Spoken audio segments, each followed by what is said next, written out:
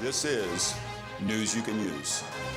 How did demand and supply for housing, how did it just get so out of step with each other?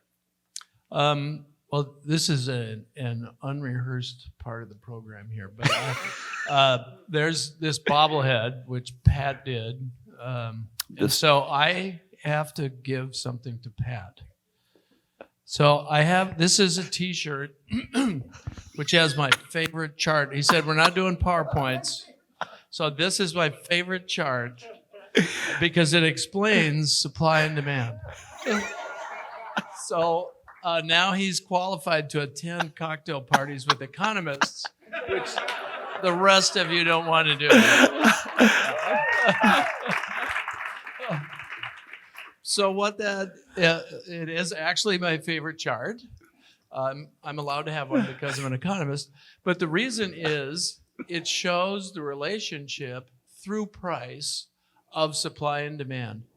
So the core of this, of the discussion of supply, starts with the downturn from 2007 to 2009.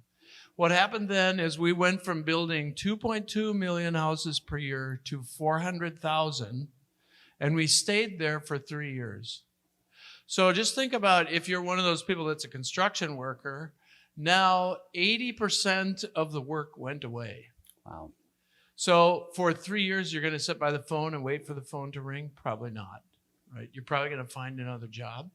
So at that same time, the millennials were continuing to age, and they were getting closer to begin the same thing that their parents did, which was when they reach a certain age, start thinking about buying a house. So the supply side got behind by 3 years at least the pace of growth of housing that was going to be needed to house the millennials, and we've been behind ever since.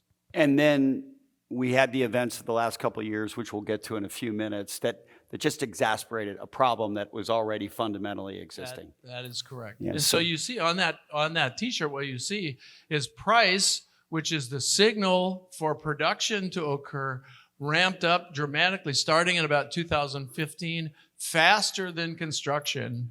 And it should be the signal that should get construction moving, but it has never caught up. And the pandemic, to your point, made it even worse because for about a quarter, production stopped, and they were already behind. And then rates fell, huge demand growth.